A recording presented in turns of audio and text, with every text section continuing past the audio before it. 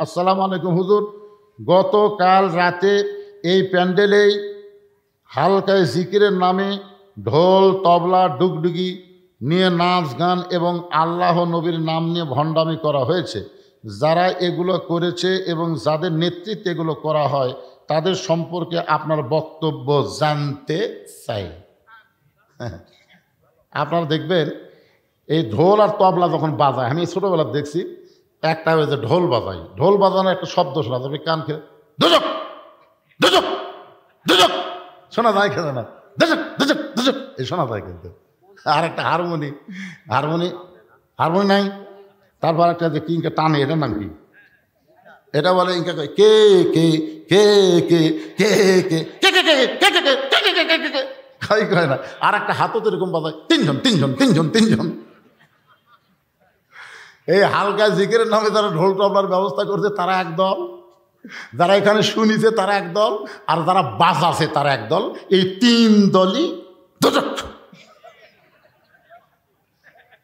কথা বললে গেলে এই মুসলমানের বাচ্চারা কথা কয়া লাগবে না? এই কথা না কয়ে তো হাসিনা ইচ্ছা মতো দেশ চলাছে, কারণ কথা বন্ধ করার কারণে। হ্যাঁ একটু করবেন বারে কি আপনি বলেন টার্গেট ঠিক থাকা লাগবে, দরকার হলে হেঁটে যাবো, অসুবিধা আছে? কথা কন না কেন? লং মার্চ, ঢাকা মার্চ ডাক দিল না 5 তারিখে, 6 তারিখে কিন্তু ডাকছিল, চিন্তা করলো না 6 তারিখে তো ডাকছি, এদিকে হাসিনা সাইজ ধরি দরকার নাই, একদিন আগেই গাড়ি যদি না চলে হেঁটে যাবো রে। কথা কন না কেন? ওরা কিন্তু সব ক্যামেরা ট্যামেরাতে দেখছে, ও বাবারে পিঁপড়া যেরকম আসে ওই রকম দল বান্ধে আসতেছে। এমনি সেনাবাহিনী প্রধান এমনি কইছে 45 মিনিট টাইম দেওয়া হলো, এরই মধ্যে যাওয়া লাগবে, কারণ যে হারে আসতেছে গাড়ি নিয়ে আসতেছে, গাড়ি নিয়ে হেঁটে হেঁটে এ পা আল্লাহ এমনি দেয়নি ভাই। অনেক মুরব্বী আগে হেঁটে হেঁটে হজ করছে, তোর কোনো কথা ঠিক কিনা? ওরা হলো হাজিরে, এরাই হলো হাজির।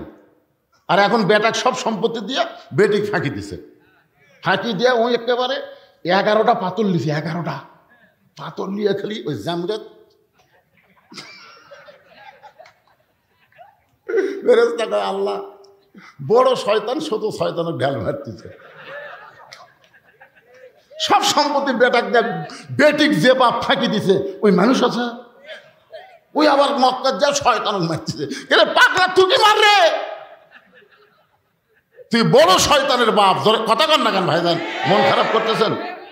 আচ্ছা আপনার কি কোনো বক্তব্য দিবেন? শুনবেন? আলহামদুলিল্লাহ, খালি ভালো নয় আজকে মজা দেবে। আল্লাহ হেঁটে হেঁটে যখন রওনা দিলেন এমন সময় মন বলতেছে জাম্বির এত সুন্দর ঘোড়ার পিঠে চড়ে মক্কা মদিনায় যাবার চাইলি, সেই ঘোড়া তোকে যখন মক্কা মদিনায় নিয়ে যাবে না, তুই ঘোড়ার লাগাম টানলে ঘোড়া তোমার সঙ্গেও যাব না। একটা বার কি ঘাড় কাত করে দেখা যায় না ঘোড়া কি করতেছে? ইলা জিহাদুল কাবাতি শরীফতে আল্লাহ। মন বলতেছে কাবার দিকে তো মুখ করে খাড়া হইল রে, তোর 2000 টাকার জুতা যে সাইডে থুসু দেখ তো জুতে, মানে জুতাও দেখতেছে নামাজও পড়তেছে। হবে হবে তো মনে করতেছে সবাই যখন জামাতে চলে গেছে, একলাই যখন জোহরের 4 রাকাত সুন্নত করতেছে, দেখে ওর জুতা কুটি, তো যাই দেখে ওর পাশে কাঠের বাক্সের জুতে, ওর মনে করতেছে কেবল 1 রাকাত হচ্ছে, এখনো 3 রাকাত আছে, এই 3 রাকাত শেষ করতে আমি 7 মাথা পার হব। এই মনে করে চোর যেই জুতায় হাত দিয়েছে ওই খস করে দিচ্ছে। তখন বলতেছে কে রে ভাই তুই কাবার দিকে মুখ করে নামাজ পড়তেছিস? তখন বলতেছে না ভাই ইলা জিহাতুল কাবা ওয়া জুতা, খালি কাবা লয় তো আমার জুতাও রাখা লাগবে, আবার কাবাও করা লাগবে। জোরে করে হবে। জাম্বিদের মন বলতেছে এত সুন্দর ঘোড়া, যে ঘোড়ার পিঠে চড়ে তুই মক্কা মদিনায় যাবি, সেই ঘোড়া তোকে টেনে নিয়ে যাবার চাই, তাও গেল না। পিছনে বসে আছে একটা বার তাকায় দেখতো ঘোড়া কি খাড়া হলো না শুয়েই থাকলো। জাম্বিদ রহমতুল্লাহ বলেন আল্লাহ ওই ঘোড়ার মহব্বত কলিজা থেকে বের করে দিয়ে আমি হেঁটে হেঁটে মক্কা মদিনার দিকে রওনা দিব। একটা বারো ঘোড়ার দিকে তাকাবো না, এই মনে করে জোরে জোরে যখন পা মারতেছে, এমন সময় ঘোড়া দাঁড়িয়ে গেছে। ঘোড়া দাঁড়িয়ে থাকে নাই, দৌড়ে গিয়ে জাম্বিদের পিছনের কাপড় এমনভাবে ঘোড়া কামড়ে ধরেছে। 6টা মানুষের দেহে যে শক্তি থাকে তার চাইতে বেশি শক্তি হলো একটা ঘোড়ার দেহে। জাম্বিদ হেঁটে হেঁটে মক্কা মদিনায় যাবার চায়, কিন্তু ঘোড়া পিছনের কাপড় কামড়ে ধরে জাম্বিদকে টেনে টেনে পূর্ব দিকে যায়। জাম্বিদ কয় ক্যারে ঘোড়ার পিঠে চড়ে মক্কা মদিনায় যাব, ঘোড়া নিয়ে যাবে না। ঘোড়ারে টানলাম, ঘোড়া আমার সঙ্গে যাবে না। আমি একলা যাবার চাই, তারপরে ঘোড়া যাবার দিবে না। এই ঘোড়ার মধ্যে ঢুকলো কি? এর তাকো ফেরাসাতাল মুমিনিনা ফাইন্নাহু ইয়ানজুরু বিনূরিল্লাহ। এতক্ষণ জাম্বিদ খালি 2 চোখ দিয়ে দেখছে, এবার 2 চোখ বন্ধ করে অন্তরের দিকে তাকায় দেখে। এতক্ষণ ধরে ঘোড়া যে কাজগুলো করতেছে এগুলো ঘোড়ার ইচ্ছাই নয়, এগুলো হচ্ছে আল্লাহ মালিকের ইচ্ছা। সুবহানাল্লাহ, জোরে কন। 2 চোখ দিয়ে দেখলে ঘোড়া খারাপ, কিন্তু ইয়ানজুরু বিনূরিল্লাহ 2 চোখ বন্ধ করে যখন নূরের চোখটা তাকায় দেখে যে ঘোড়া যা কিছু করতেছে ঘোড়া নিজে করতেছে না, ঘোড়ার মালিককে, জাম্বিদের মালিককে। আল্লাহ জাম্বিদ ঘোড়ার পিঠে চললেন, দেখি ঘোড়া কোথায় নিয়ে যায়। আল্লাহ কেন মক্কা মদিনায় যাবার না দিয়ে আল্লাহ আমারে কোথায় নিয়ে যাবে? ঘোড়ার পিঠে যখন চললেন, ঘোড়া চলতে চলতে চলতে চলতে রোম দেশ, জোরে কোন কোন দেশ? আমার সঙ্গে একটু জোরে বলেন, কোন দেশ? এই রোম দেশের বর্ডারে এসে ঘোড়া দাঁড়াইছে। বর্ডার সঙ্গে সঙ্গে 6-7 জন সৈন্য জাম্বিদের দিকে তাকায় আছে।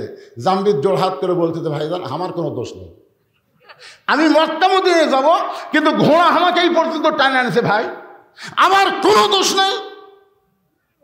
কারণ মক্কা মদিনায় যাওয়ার ভিসা আছে, কিন্তু এই দেশে যাওয়ার তোমার ভিসা নেই। কিন্তু ঘোড়া তো বোঝে না। সঙ্গে সঙ্গে সৈন্যগুলো বলতেছে, হুজুর ঘোড়ার রং তো ঠিকই আছে, আপনার নাম যদি জাম্বিদ হয় আর আপনার বাড়ি যদি বাগদাদের খোরাসান হয়, এই দেশের নাম হলো রোম দেশ। জোরে বলেন সুবহানাল্লাহ। সৈন্যগুলো কি বলতেছে?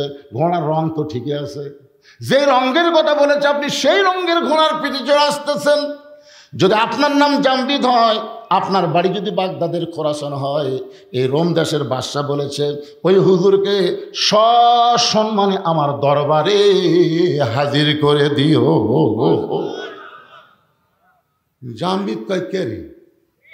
যে দেশ আমি জীবনেও চিনি না, যেই দেশের নামই আমি শুনি নাই, আর সেই দেশের বাদশা কেমনে জানলো ঘোড়ার রং তো লাল, আমার নাম জাম্বিদ, আমার বাড়ি ইরাকের খোরাসান, বাগদাদের খোরাসান, এইটা কেমনে জানলো? এই বাদশা তো বাদশা নয়, এই বাদশা হলো আল্লাহর ওলি। ধরে কোন বাদশা কি? আসলে বাদশাকে আমাদের মধ্যে কিছু কিছু নেতা বলে ইসলামের সাথে রাজনীতির কোনো সম্পর্ক নেই। এক ফকির ভিক্ষা করবে গেছে শাহজাহানের দরবারে, যা দেখে বাদশাহ শাহজাহান মসজিদের মধ্যে ঢুকে 2 হাত তুলে বলতেছে, ও বাদশার বাদশাহ, তোমার দরবার আমি ফকির, তোমার দরবারে আমি ফকির। ফকির মনে মনে কয়, আইলাম বাদশার কাছে, আইসা থেকে বাদশাহ নিজেই ফকির হয়ে কাঁদতেছে, তাহলে আমিও যা সাজানো তাই, তাহলে আসল বাদশা কে? জোরে কর, আরো জোরে, জোরসে বলুন। তাহলে আল্লাহর নীতি তো রাজনীতি, আর শাহজাহানের নীতির নাম হলো ফকরা নীতি। মানুষ হলো ফকির, আল্লাহ হলেন বাদশাহ। তাবারাকাল্লাযী বিয়াদিহিল মুলক ওয়া হুয়া আলা কুল্লি শাইইন কদির। গোটা পৃথিবীর রাজত্ব, কর্তৃত্ব, মালিকানা একমাত্র কার হাতে? যারা জবান বন্ধ করে থবেন, বুঝবেন আপনি মুসলমান, খালি নাম আছে, কিন্তু আপনার ভিতরে মুনাফিকি কাম করতেছে। আমি কি আমার বাপের কিচ্ছা বলতেছি না আল্লাহর কোরআনের কথা? জোরে বলেন, তাবারাকাল্লাযী বিয়াদিহিল মুলক।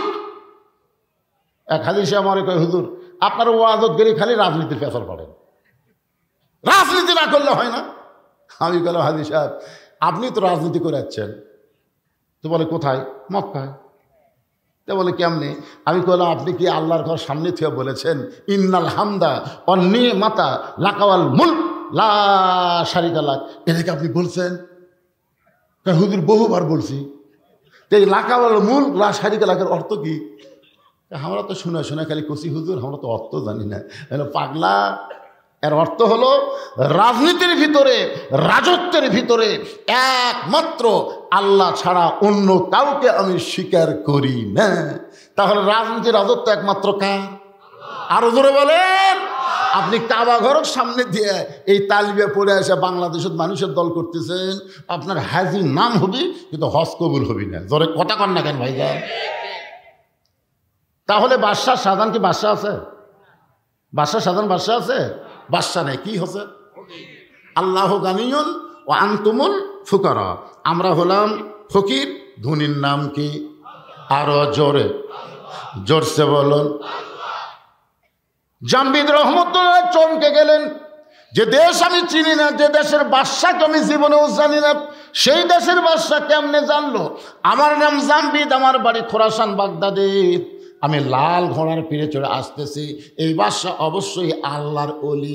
ওই 6 জন সৈন্য শুভেচ্ছা স্বাগতম, আল্লাহর ওলির আগমন, শুভেচ্ছা স্বাগতম বলে রোমের রাজদরবার পর্যন্ত পৌঁছায় দিলেন। জামবিদ বললেন, ভাইজান এই যে রাজদরবারের দরজা পর্যন্ত নিয়ে আসলেন, এখন আমি কি করব? বলে, এখান থেকে আপনাকে একলাই যাওয়া লাগবে, এখান থেকে আপনাকে একলা যাওয়া লাগবে। ফেরেশতা জিবরাইল বলে, নবী গো, এই পর্যন্ত আল্লাহ আমাকে হুকুম দিয়েছে, এরপর থেকে আপনাকে একলাই যাওয়া লাগবে। ধরে কোন কয়জন? কেন? ওরস মানে কি একটু খেয়াল করেন। আল্লাহ নবী 2 জনা, প্রেম করিবেন গোপনা, মাঝখানে তো অন্য কারো জায়গা থাকবে না। জায়গা যদি থাকিত জিবরাইলকে সঙ্গে নিত, জায়গা যদি থাকিত জিবরাইলকে নিত, দরজার বাইরে আল্লাহ ব্রেক করাতো না। সবাই বলেন, আল্লাহ নবী 2 জনা প্রেম করেছেন গোপনা, মাঝখানে তো অন্য কারো জায়গা ছিল না। কি জিবরাইল, খালি এক ধাপ মারলে তোর অস্তিত্ব পুড়ে হবে। সাই 70,000 নূরের পর্দার গেট, আমি আল্লাহ আমার দোস্তকে সাদর সম্ভাষণ জানাবার চাই। জোরে কেন সুবহানাল্লাহ। আয় রে, নবী একলা এখন আল্লাহর কাছে যাচ্ছে একলাই। ফেরেশতা জিবরাইল বলে, হুজুর আমি আপনার সাথে থাকলে আপনাকে কোলদারা হইয়া, কোলদারা বোঝেন না? বর দেখবেন বিয়ের দিনে কোলদারার মোশন দেখছেন? বড় এই কি ছোট ছোট ঘাস খাবো, তোর শ্বশুর মামা শ্বশুর সবাই কিন্তু জানলাতে তোকে দেখতেছে। আজকে যাত্রীরা, বর যাত্রী যেভাবে খাক, ওর দিকে কারোর নজর নেই, নজর কিন্তু তোর দিকে আছে। আজকে তুই কম খা, ছোট ছোট ঘাস খা, মুগত কিছু ভরার সাথে সাথে টিস্যু পেপার দিয়ে মুছবো। কোলদারা বড় শিখা দিচ্ছে। কারণ কি জন্য? আজকে তোর পরীক্ষার দিন পাগলা, আগামীকাল থেকে তোর খাওয়ার শেষ না, তুই কি খাবো রে? কিন্তু যারা আজকে শেষ খাওয়া খাচ্ছে বরযাত্রী, ওরকে আজকে শেষ পাগলা, আগামীকাল আর খাওয়া নেই। এই দুনিয়াতে কাফের বেঈমান হলো বরযাত্রী, আর মুসলমান হলো বর।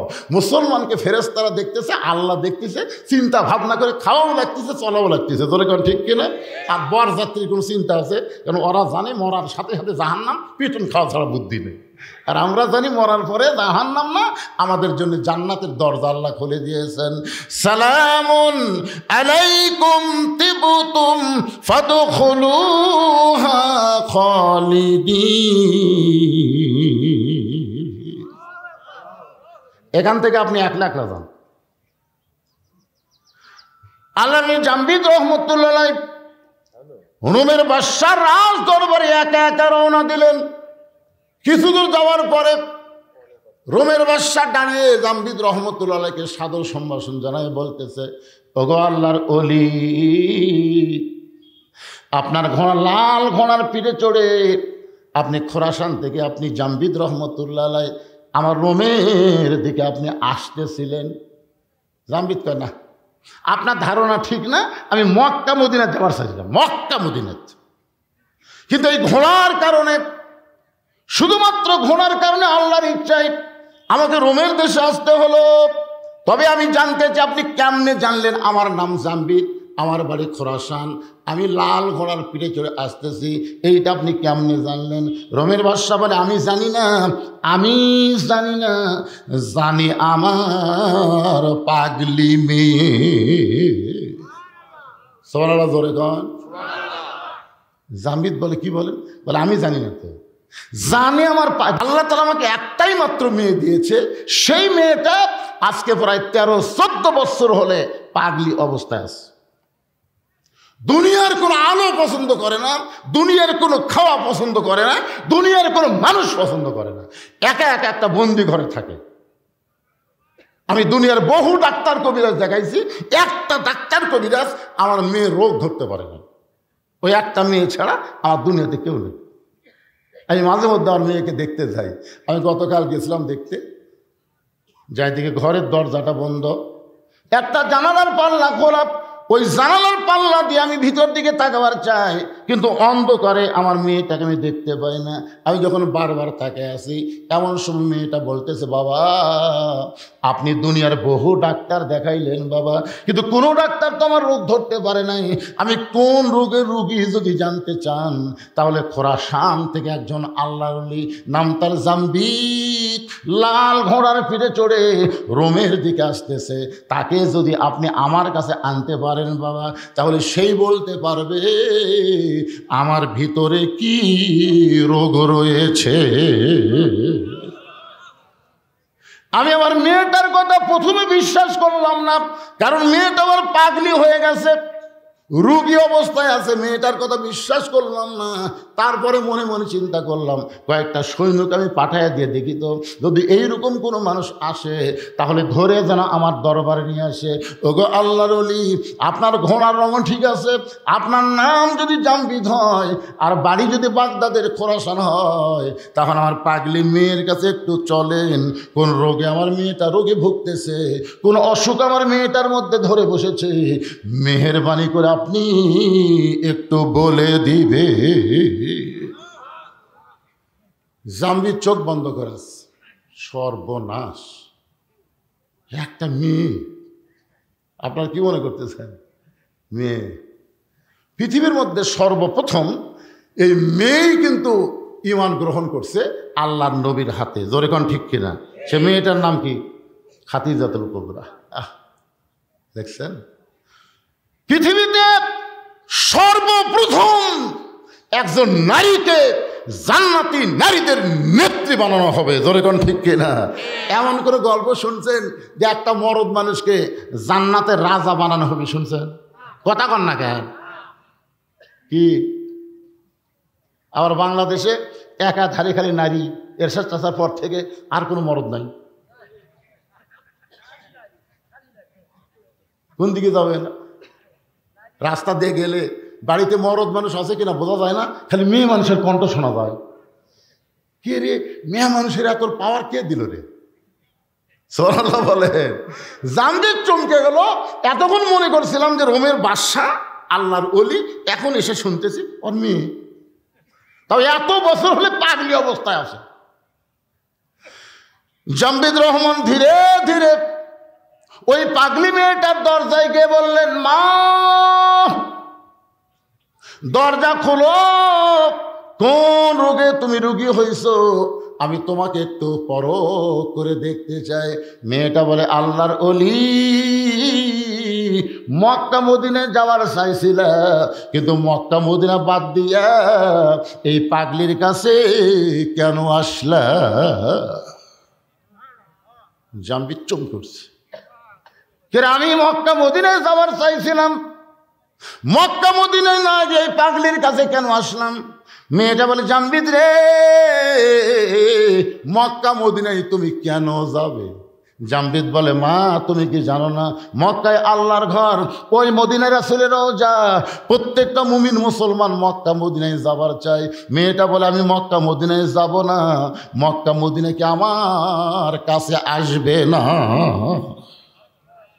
জামবিদ বলে, মা উল্টা কথা বলো না, মা উল্টা কথা বলো না, মক্কা মদিনা কোনোদিন মানুষের কাছে আসে না, বরং মানুষগুলোকেই মক্কা মদিনায় যেতে হয়। মেয়েটা বলে, জামবিদ রে, এটাই যদি তোমার ধারণা হয় তাহলে শুনে নাও, তুমি এখনো কামেল হতে পারো নাই। এটাই যদি তোমার ধারণা হয়। কি সারাদিন ধরে মারছে, সারাদিন মারার পরে গোটা দেহ যখন রক্তাক্ত হয়ে গেছে, তারপরে সারা রাত বুকে পাথর চাপা দিয়ে রাখছে, সারা রাত। আবু জেহেল বলতেছে, যে পাথর বেলালের বুকে চাপা দিছি, এ পাথর তো আমাকে সুস্থ মানুষের বুকে দেওয়া মাত্রই মরবে, আর এক সারাদিন মারার পরে তো আহত হয়ে গেছে, এত ওজনের পাথর চাপা দিলে মরে যাবে। সকালবেলা লাশ তোমরা টেনে নিয়ে যায় আব্দুল্লার এতিম পোলার সামনে দিয়ে আসো, আমাদের গোলামকে মুসলমান বানালে আমরা তার অবস্থা এমনি করে দিব। এই কথা বলে আবু জেহেল যখন চলে গেছে বাড়িতে, সকালবেলায় কতগুলো কাফের যুবক বেলালের লাশ নিতে আইসা দেখে বেলালের বুকের পাথর নিঃশ্বাসের সঙ্গে উঠতেছে আর ডাবতেছে। ওরা কয়, কে রে, চাপা দিলি মরবি। আর সেই লোকটার নিঃশ্বাসে এত পাওয়া। এই নিঃশ্বাস কি সাধারণ নিঃশ্বাস? এই নিঃশ্বাস হলো ইমানদারের নিঃশ্বাস। জোরে কোন ঠিক কি না? কি জেলের মধ্যে নিয়ে থেকে, জেলের থেকে নিয়ে যা তুমি হাসপাতালে হত্যা করবা? হ্যাঁ, 13 বছর অন্যায়ভাবে হুজুরকে জেল দিলে, এতেও তোমার খায়স মিটল না। তুমি জেল থেকে বের করে মিথ্যা নাটক করে তুমি হুজুরকে হাসপাতালে হত্যা করবা। আপনার বলেন তো, হুজুরের নিঃশ্বাস নাই? যখন আসে না নাই? আপনার কি ওই ভিডিও দেখছেন? উনি যখন হাসপাতালে বেডের উপর বসে আছেন, দেখছেন? একটু মনোযোগ দিয়ে শুনবেন। যুবকের এক দৌড় নেতার কাছে, নেতা আপনি বলেছিলেন পাথর চাপা দিলে মরে যাবে, আসেন, মরে নাই, বরং নিঃশ্বাসের সঙ্গে পাথর উঠতেছে আর ডাবতেছে। আবু জেহেল ওতবা সাইবা দৌড়ে এসে দেখে বেলালের জবান থেকে আল্লাহ আল্লাহ আল্লাহ আহাদ আহাদ উচ্চারণ হচ্ছে। কুলহু আল্লাহু আহাদ, পড়েন, কুলহু আল্লাহু আহাদ আল্লাহুস সামাদ লাম ইয়ালিদ ওয়া লাম ইউলাদ ওয়ালাম ইয়াকুল লাহু কুফুয়ান আহাদ। আবু জেহেল বলতেছে, জিহ্বা টেনে বের করো। যে জিহ্বা দিয়ে আল্লাহ আল্লাহ উচ্চারণ করতেছে, ওই জিহ্বা পেরেক মেরে দিতে হবে। বেলালের মুখের মধ্যে হাতটা দিয়ে জিহ্বা টেনে বের করে ওই জিহ্বার মধ্যে 6টা বাউল কাটা ঢুকাই দিলেন। বাউল কাটা হলো খেজুর কাটার চাইতেও মোটা, এরকম 6টা কাটা এই পার্তে ঢুকায় ওই পার্তে বের করে দিলেন। এরপরেও হযরত বেলালের জিহ্বা দিয়ে রক্ত বের হয়, রক্তের মধ্যে ফুটি বলতেছে আল্লাহ আল্লাহ আল্লাহ আল্লাহ আল্লাহ আল্লাহ। এরপরেও আল্লাহর জিকির যখন বন্ধ হয় না, কে যেন বলল, আবু বকর, গভীর রাত্রে যেই বেলাল নবীর কাছে ঈমান গ্রহণ করছে, সেই বেলালকে মারতে মারতে মারতে মারতে বেলালের জিহ্বা টেনে বের করে জিহ্বার মধ্যে পেরেক মারছে। আবু বকর রে, বেলাল তোমার ভাই, কুল্লু মুসলিমুন ইখওয়া, প্রত্যেকটা মুসলমান ভাই ভাই। আবু বকর রে, বেলালকে কি মুক্ত করবা না?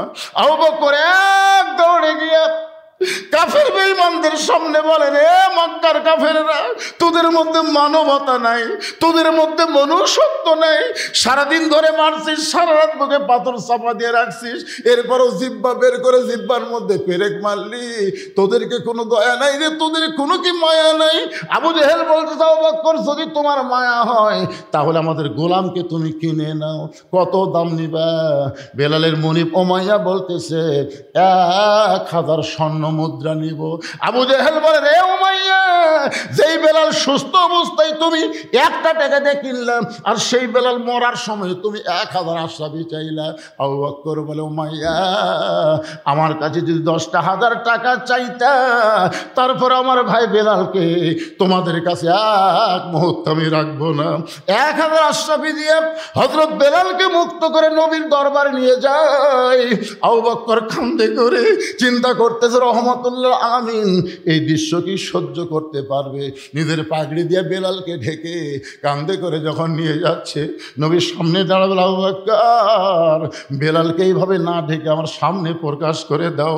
আবু বকর, হুজুর, আপনি সহ্য করতে পারবেন না, ওই কালো মানুষটা রক্ত লাল হয়ে গেছে। রাসূল বলে, আবু বকর, তুমি কি জানো আল্লাহ তাআলা আমার বেলালের জন্য কোরআনের আয়াত নাজিল করেছে। ইন্নাল্লাযীনা ক্বালু রাব্বুনাল্লাহু সুম্মা ইসতাকামু তাতানাজ্জালু আলাইহিমুল মালাইকা আল্লা তাখাফু ওয়া লা তাহজানু ওয়া আবশিরু বিল জান্নাতিল্লাতী কুনতুম তুআদুন।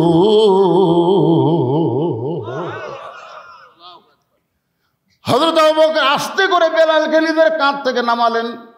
নামার পরে পাগড়ি যেই মাত্র টান দিছে, নবী তাকায় দেখে বেলালের জিহ্বার মধ্যে পেরেক মারার কারণে জিহ্বাটা মোটা হয়ে মুখ থেকে অনেকখানি বার হয়ে আসে। আল্লাহ রাসূল হামাগুড়ি দিয়ে বসলেন। রাহমাতুল আলামিন নবী হামাগুড়িতে বসে বেলালের কপালে একটা চুমা দিয়া বেলালের জিহ্বার মধ্যে যে পেরেকগুলো বের করে নিজের জিহ্বাটা নবী বেলালের জিহ্বার সঙ্গে লাগায় দিলে সঙ্গে সঙ্গে জিহ্বাটা পূর্বের মতন হয়ে বেলালের মুখের মধ্যে যখন ঢুকে যায়, নবী বলেন, বেলাল রে, তুমি কি জানো তোমার ঈমানের কারণে আল্লাহ তাআলা তোমাকে 8টা জান্নাতের মালিক বানায়া দিছে। বেলাল বলে, রাসূলুল্লাহ আপনি কি আমার কাছে কিছু শুনতে চান? আবু বকর, বেলাল তুমি কি বলবা? বেলাল বলে, হুজুর ওই আল্লাহর শপথ করে বলতেছি, ওরা যখন আমাকে সারাদিন ধরে মারছিল, ওরা যখন আমাকে চাবুক মারতেছিল, আমার চামড়া কেটে যখন রক্ত বের হচ্ছিল, আমি তখন আল্লাহ আল্লাহ জিকির করতেছিলাম। আমি যখন আল্লাহ আল্লাহ জিকির করি, একসময় আমার চক্ষু বন্ধ হয়ে গেলে আমি দেখতে পাই আল্লাহর জান্নাতের দরজা খুলে দেওয়া হয়েছে। ওগো আল্লাহর নবী, এই দুনিয়া থেকে বেহেশতের দরজার দিকে আমি তাকিয়ে থাকি, ওরা আমাকে সারা রাত বুকে পাথর চাপা দিয়ে রাখছে, আমি তখনও বেহেশতের দরজাতে বেহেশত দেখি। ওরা যখন জিহ্বা টেনে বের মধ্যে জিহ্বার মধ্যে পেরেক মারছে, আমিও তখন জান্নাত দেখতে পাই। নবী বলেন, বেলাল রে, তুমি আছো দুনিয়ায়, আর দুনিয়া থেকে আল্লাহ তোমাকে জান্নাত দেখায়। লিল্লাহি তাকবীর। তাহলে ঈমানের কারণে দুনিয়া থেকে যদি জান্নাত দেখা যায়, তাহলে আপনি যেখানেই থাকেন না কেন, মক্কা মদিনাকে আল্লাহ আপনার কাছে পাঠাবার পারে না? জোরে কারণ পারে কি পারে না? সমস্ত ক্ষমতার মালিককে। জামবিদ বলে, মা মক্কা মদিনা কোনোদিন মানুষের কাছে আসে না, বরং মানুষগুলো কি মক্কা মদিনায় যাইতে হয়। মেয়েটা বলে, জামবিদ রে, এটাই যদি তোমার ঈমান হয়, তুমি ঘোড়াকে যেরকম দেখছো, যে ঘোড়া তোমার যাই নিয়ে যাবে মক্কা মদিনায়, কিন্তু ঘোড়া দৌড়ায় পূর্বের দিকে, ঘোড়া কেন টানলে ঘোড়া মাটির শুয়ে পড়লো? জামবিদ খালি চুমকে চুম করতেছি, এইগুলা খবর কি রে? এই জায়গা কখন চালান হলো? জামবিদ ইয়ানজুরু বিনূরিল্লাহ, একটাবার নূরের চোখে তাকায় দেখো, আমার অন্ধকার ঘরে কোনো আলো নাই, আমার ঘরে দেখতে গেলে দুনিয়ার আলো চলবে না। ইয়ানজুরু বিনূরিল্লাহ, তুমি নূরের চোখে নজর করো। জামবিদ চোখ বন্ধ করে তাকায় দেখে মেয়েটার ডান পাশে কাবা, আর বাম পাশে স্বয়ং আল্লাহর নবী বসে আছে। লিল্লাহি তাকবীর। জামবিদ দরজাত বসে বলে, মা মা তুমি এমন কি আমল করো যে আমল করনে ডান পাশে মক্কা বাম পাশে মদিনা? তুমি এমন কি আমল করো মা যে আমলের কারণে তোমাকে মক্কাও যাওয়া লাগলো না, মদিনাও যাওয়া লাগলো না, মক্কা মদিনা তোমার কাছে চলে আসলো? এই আমলটার নাম কি? আজকে যুবক যারা এই সব আড্ডা ফজর বাদ দেওয়ার চিন্তা করতেছো, আজকে তোমাদেরকে সে আমলের খবর দেব। শুনবেন না আপনারা? শুনবেন না? তাহলে আয়াতটা আর একবার তেলাওয়াত করি। ইয়া আইয়ুহাল্লাযীনা আমানুত্তাকুল্লাহা হাক্কা তুকাতিহি ওয়া লা তামুতুন্না ইল্লা ওয়া আনতুম মুসলিমুন। না, দুর্বল হয়ে গেছে ওয়াজ শুনে কি দুর্বল হলেন? আরে পাগলা, কোন আমলের কারণে নমরুদের আগুনের চুলা শান্তির বাগান হলো আমাদের জাতির পিতার জন্যে? জানা লাগবে না? কোন আমলের কারণে মুসা নবীর জন্য আল্লাহ সাগরকে রাস্তা বানায় দিল, এগুলো তো আমাকে জানা লাগবে ভাইজান। কারণ ভারত যে হারে মাঝে মধ্যে হুমকি মারতেছে, ওরকে হাতত নাকি এমন অস্ত্র আছে যে বাংলাদেশকে দখল করতে ওরকে 15 দিনও টাইম লাগবে না। আর একটা নেতা কাছে 15 মিনিটই বাংলাদেশ শেষ।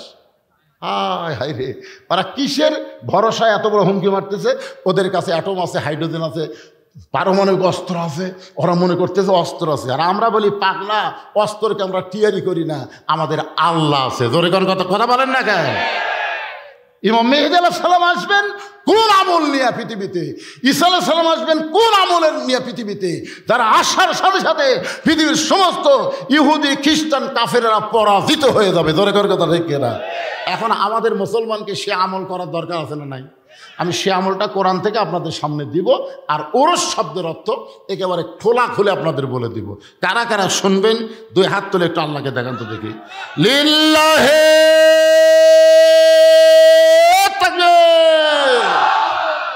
আলহামদুলিল্লাহ। মাত্র 10টা মিনিট, তারপর আবার আলোচনার যাব। আজকে ঘড়ি দেখা লাগবে না, সময়ের খেয়াল নেই, চলতে থাকবে। তাহলে 10টা মিনিট এই যে ইসালে সওয়াব, এই যে বিশাল একটা মাহফিল করার খরচ, আপনাদের কাছে একটু ব্যাগ যাবে, রুমাল যাবে। আল্লাহর হস্তে 10, 20, 50, 100 যে যা পারবেন দান করবেন। আপনাদের ওটার দরকার নেই, আপনাদের কাছে এই ছেলেরা যাবে, আপনারা প্রাণ খুলে দান করবেন। আর এখানে আমি 100 জন আল্লাহর বান্দা চাই। 100 জন, কয়শো জন? 100 জন আল্লাহর বান্দা চাই, যারা বাপ মাকে অত্যন্ত ভালোবাসেন। আজকে এখানে আল্লাহর ওলি যিনি শুয়ে আছেন, তার নাম এখানে দেওয়া হয় নাই, কিন্তু এখানে একটা নাম দিয়েছে, সেটা হলো মোগলটুলি শাহ দেওয়ান রহমতুল্লাহ আলাইহি মাজার। এখানে যে শাহ দেওয়ান রহমতুল্লাহ আলাইহির মাজার আছে, এ ব্যাপারে কারো সন্দেহ আছে? আপনাদের কারো সন্দেহ আছে? নাম জানি না, কিন্তু এখানে যে একজন আল্লাহর ওলি আছে এ ব্যাপারে তো সন্দেহ নাই। তো প্রত্যেক বছর এরকম একটা করে মাহফিল এখানে হোক, এটাকে আপনারা চান? যদি চান, একটা কোরআন শরীফ বাবদ 500 টাকা আপনাকে দান করা লাগবে। যেহেতু আমার বাপ মা কবরে গেছে, আমি এই মাহফিল একটা কোরআন শরীফ বাবদ 500 টাকা দান করলাম। সবচাইতে দামি দান হলো আল্লাহর কোরআন। আমি কিন্তু কোরআন শরীফ চাচ্ছি না, আপনি 500 টাকা দান করলে একটা কোরআন দানের সওয়াব আপনার বাপ মা কবরে পাবে, আপনি নিজেও আল্লাহ তাআলা খুশি হয়ে আপনাকে দিবে। এরকম কোন আল্লাহর বান্দাকে আসেন আজকের মাহফিলে, হুজুর কত টাকা নিয়ে আসেন বাবা, এটা নগদ দেওয়া হবে, আসেন আল্লাহর বান্দা আসেন। এতজন মানুষের মধ্যে আমি কিন্তু 100 আল্লাহর বান্দা আছে, মাত্র 100 জন। এই হাজার হাজার মানুষের মধ্যে আরে এই গামছা চাদরা খুঁটি গেল রে পাঠি, আরে নাই? হ্যাঁ আসো, আসেন আসেন আসেন। বাপ মার প্রতি দয়া হচ্ছে না, মায়া হচ্ছে না? যে বাপ মা আপনার কবরে গেছে, সে বাপ মার কবরকে জান্নাত বানানোর জন্যে কোরআনের মাহফিল একটা কোরআন বাবদ 500 টাকা দান করবেন। মাশাআল্লাহ, দেন, আমার হাতত দেন, দোয়া করা লাগবে তো। আমি চাইলাম একটা কোরআন, কিন্তু শাহাদত 2টা কোরআন শরীফ বাবদ 1000 টাকা দান করলো। আল্লাহ বাপ মার কবরকে জান্নাতের টুকরা বানান। কে রে শাহাদত ভাই, বাপ মা মরছে নাকি? না বেঁচে আছে? বেঁচে আছে। আমি তো মরার দোয়া করতেছি না, আমি দোয়া করে আল্লাহ বাপ মার হায়াত দারাজ করে দেখ। ধরে করে আমি এই 2টা কোরআন বাবদ 1000 টাকা দান করার কারণে শাহাদতকে আল্লাহ দানবের খাতায় কবুল করেন। ধরে বলে আমিন। আল্লাহ তোমার একজন বান্দা কোরআন শরীফ বাবদ 500 টাকা দান করছে, আল্লাহ দানকে কবুল করেন। আর একজন আল্লাহর বান্দা আল্লাহর কোরআন শরীফ বাবদ কোরআনের মাহফিলে 500 টাকা দান করলো, আল্লাহ দানকে কবুল করেন, আল্লাহ নেক নিয়ত নেক আশা পুরা করেন। জোরে বলে আমিন। সবাই বলে আল্লাহুম্মা আমিন। এগুলা সব কি লিখে দিয়ে গেলেন বাজান? আমি মনে করছি দানের স্লিপ রে। ও বাবা রে, মাশাআল্লাহ। আর একজন আল্লাহর বান্দা কোরআন শরীফ বাবদ 500 টাকা দান করছে, আল্লাহ দানকে কবুল করেন, আল্লাহ নেক নিয়ত নেক আশা পড়া। জোরে বল আল্লাহুম্মা আমিন। আচ্ছা, আপনাদের কাছে 500 টাকা নাই, সব মেলা ফুরেছেন নাকি? এই জন্য আপনারা আগে নিয়ত করবেন, এই মেলা টেলা লাগবে, সব টাকা তো শেষ। আমার এলাকায় একটা ইসালে সওয়াব হলো 5 ফির মাজারত। ও একটা ফকুন্নি পর্যন্ত 5000 টাকা খরচ করছে। ফকুন্নি বিক্রি করে খায়, উনি 5000 টাকা এতই খাসে ভাই। আল্লাহর একজন বান্দা কোরআন শরীফ বাবদ 500 টাকা দান করলো, আল্লাহ দানকে কবুল করেন। আসসালামু আলাইকুম হুজুর, গতকাল রাতে এই প্যান্ডেলেই হালকায় জিকিরের নামে ঢোল তবলা ডুগডুগি নিয়ে নাচ গান এবং আল্লাহ নবীর নাম নিয়ে ভণ্ডামি করা হয়েছে। যারা এগুলো করেছে এবং যাদের নেতৃত্বে এগুলো করা হয় তাদের সম্পর্কে আপনার বক্তব্য জানতে চাই। আপনারা দেখবেন এই ঢোল আর তবলা যখন বাজায়, আমি ছোটোবেলা দেখছি একটা ওই যে ঢোল বাজাই, ঢোল বাজানোর একটা শব্দ শোনা যাবে কান খেয়ে দুজক দুজক দুজক শোনা যায় খেলে না, দুজক দুজক দুজক এই শোনা যায় কিন্তু। আর একটা হারমোনি হারমোনি হারমোনি নাই, তারপর একটা যে কিংকে টানে, এটার নাম কি? এটা বলে ইনকা কে কে কে কে কে কে কে কে কে কে কে কে কে কে কে কে কে খাই কয় না। আর একটা হাতও তো এরকম বাজায়, তিনজন তিনজন তিনজন তিনজন। এই হালকা জিকিরের নামে যারা ঢোল তবলার ব্যবস্থা করছে তারা একদল, যারা এখানে শুনিছে তারা একদল, আর যারা বাজাছে তারা একদল। এই তিন দলই দুজক। কথা বললে গেলে এই মুসলমানের বাচ্চারা কথা বলা লাগবে না, এই কথা না কয়ে তো হাসিনা ইচ্ছা মতো দেশ চলাছে, কারণ কথা বন্ধ করার কারণে। হ্যাঁ একটু করবেন বারে কি, বেশি ফতুয়া দেওয়া যাবে না, যা করলাম বুঝলেন, বুঝলে বুঝ পাতা, না বুঝলে তেজপাতা। আমার একটা প্রশ্ন হচ্ছে, আমি একটা বিবাহ করেছিলাম, সেই মেয়ে আর আমি কোরআন হাত রেখে বলেছিলাম কেউ কাউকে কোনোদিন ছেড়ে যাব না, কিন্তু কিছুদিন পর সে অন্য ছেলেকে বিয়ে করে, কিন্তু আমি এখনো বিবাহ করিনি। এখন আমি বিবাহ করলে কি কোনো পাপ হবে নাকি, এটা জানতে চাই। এই বউ আপনাকে ছেড়ে চলে গেছে, কি জন্যে চলে গেছে সেটা আপনি একটু নিজে চোখ বন্ধ করে চিন্তা করেন তো। চিন্তা করে তারপর আবার বিয়ে করার চিন্তা করেন, আগেই বিয়া আগে চিন্তা করেন তো। ব্যাগ ছাড়া দেওয়ার কথা আমি বলিনি, ব্যাগ ছাড়া দেওয়ার কথা আমি কোন কালে বলছি? আপনাদের কাছে ব্যাগ যাবে, এই ব্যাগ যাবে, 10 টাকা 20 টাকা 50 টাকা 100 টাকা যে যা পারেন দিবেন, দিবেন না? কারা কারা 1 টাকাও দিবেন না তারা হাত তোলেন তো দেখি। মুরব্বী তুলবার চাই পরে মানে দিবি, কিন্তু বুঝবার পারেনি। হ্যাঁ, তাহলে আপনারা সবাই দিবেন। এই ব্যাগ না ভিতরে ঢোকো, ব্যাগ না ঢোকো, বাবা ঢোকো ঢোকো, এই ঢুকেছে, দেন সবাই দেন। আমার মায়েদের কাছে যাবেন, আমার মায়েদের জন্য আজকের আলোচনা। ও মা, বড় পীর আব্দুল কাদের জিলানী রহমতুল্লাহ আলাইহি যখন জান্নাতুল বাকি জিয়ারত করতেছেন, মক্কা মদিনায় 2টা গোরস্থান সকলের কাছে পরিচিত। মক্কায় হলো জান্নাতুল মাওয়া, আর মদিনায় হলো জান্নাতুল বাকি। নাম শুনছেন আপনারা? এখানে টেজের উপর হাজি সাহেব নাই কেউ, আপনি তো হাজি। তাহলে মক্কায় যে কবর তার নাম কি? জান্নাতুল মাওয়া। সেই জান্নাতুল মাওয়ার মধ্যে ঘুমায় আছে আমাদের মা খাদিজাতুল কুবরা, ধরে কোন সুবহানাল্লাহ। আর মদিনায় যে গোরস্থান, সেই গোরস্থানের নাম হলো জান্নাতুল বাকি। ওই জান্নাতুল বাকির কোন এক জায়গায় ঘুমায় আছে নবীর কলিজা টুকরা মা ফাতেমা। সুবহানাল্লাহ বলেন না কেন? আব্দুল কাদের জিলানী রহমতুল্লাহ আলাইহি ওই জান্নাতুল বাকি যখন জিয়ারত করতেছেন, জান্নাতুল বাকি জিয়ারত করা হলো ভাগ্যের ব্যাপার, কারণ জান্নাতুল বাকির মধ্যে কম পক্ষে 10,000 সাহাবী ঘুমায় আছে। সুবহানাল্লাহ কন না কেন? কত হাজার? আমাদের গোটা বাংলাদেশ মিলেও একটা সাহাবী নেই। আমাদের গোটা বাংলাদেশে কোনো সাহাবী আছে? কোনো সাহাবী নেই। 2 জন আসছিল ওই নদী পথে চিটাগাংতে, তারা ফিরে চলে গেছে। 2 জন সাহাবী আসছিল, একটা জাবের ইবনে হুযাফা আর একটা নবীর মামা সাদ ইবনে আবি ওয়াক্কাস। এই 2 জন কিন্তু এসে ওনারা এখন চীনে যায়, ওনাদের কবর চীনে হয়েছে, কিন্তু আমাদের বাংলাদেশে হয়নি। বাইজিদ বোস্তামির মাজারও কিন্তু বাংলাদেশে নাই। আমি ওখানে গিয়ে দেখছি বাইজিদ বোস্তামি ওখানে কিছুদিন বসে ছিলেন। বাইজিদ বোস্তামির দরগা আছে, আর মাজার হলো ইরাকের বাগদাদে। সাল্লাল্লাহু বলেন। যেগুলো আছে অধিকাংশই কি, আমি দেখলাম সিলেটে একটা কবর, নাম হচ্ছে লেদা শাহ। জোরেকার নাম কি? লেদা শাহ। কিছু দূর যাওয়ার পরে একটা দেখলাম ঘোড়া শাহ, তারপরে শেষে দেখলাম শাহ শাহ। আমি তো ওনাকে আগেই বলছি।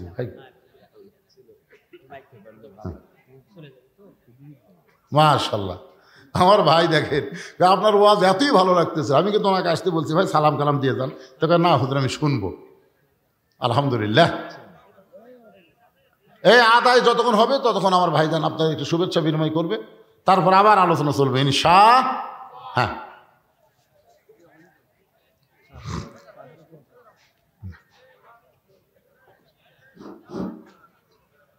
প্রিয় মুসলিম বন্ধু, আসসালামু আলাইকুম।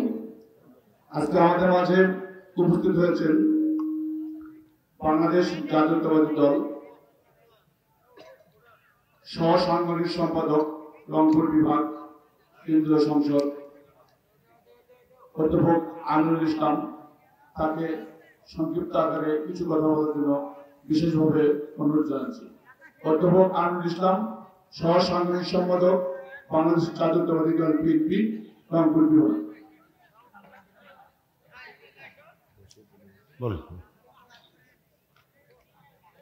أعوذ بالله من الشيطان الرجيم بسم الله الرحمن الرحيم আজকের এই তাফসীরুল কোরআন মাহফিলের সম্মানিত সভাপতি মাওলানা মোহাম্মদ মতিউর রহমান, মোগলটুলি দক্ষিণপাড়া প্রধান বক্তা, খুব সুন্দর করে কোরআন এবং হাদিস থেকে আলোচনা করছেন। আমি ভাবছিলাম যে এসে চলে যাব, কারণ অনেক ক্লান্ত, ঘুম আসছে, কিন্তু হুজুরের কথা শুনে ঘুমটা চলে গেছে। তারপর ক্লান্তির জন্য মাঝে মাঝে করে ঘুম চলে আসছে। তো আমাদের কিছুদিন আগে ওই হুজুরের ওয়াজ শুনেছিলাম এখানে ঘোড়ামারাতে, অত্যন্ত প্রাঞ্জল ভাষায় সুন্দর করে বলেন আমাদের সবার প্রিয় জনাব আলহাজ মুফতি মাওলানা মোহাম্মদ ফজলুর রশিদ মিয়া। উনি আমাদের কাছে আহালো হুজুরের বাড়ি।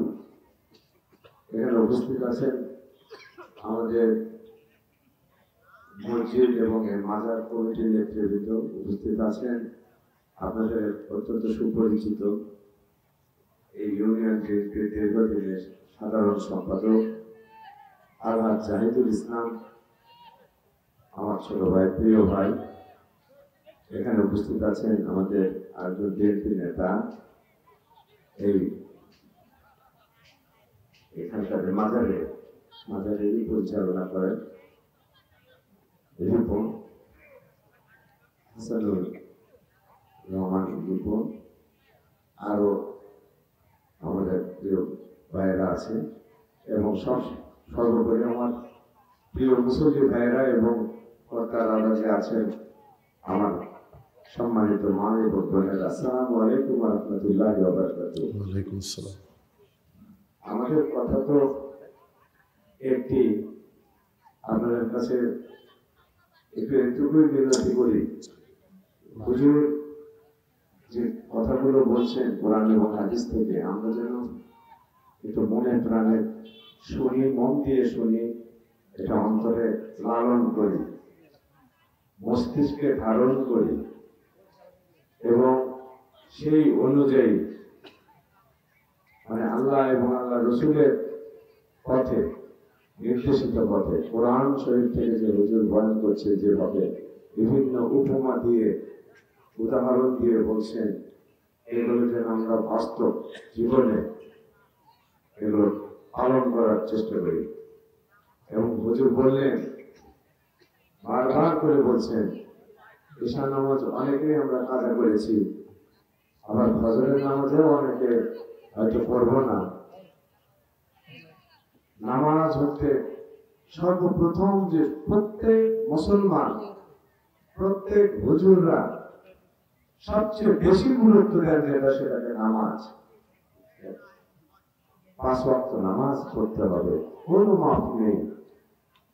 আমরা যারা এ পর্যন্ত ঈশা নামাজ এখনো আদায় করিনি, এর ফাঁকে হোক যখন হোক, অবশ্যই আমরা ঈশা নামাজ আদায় করব।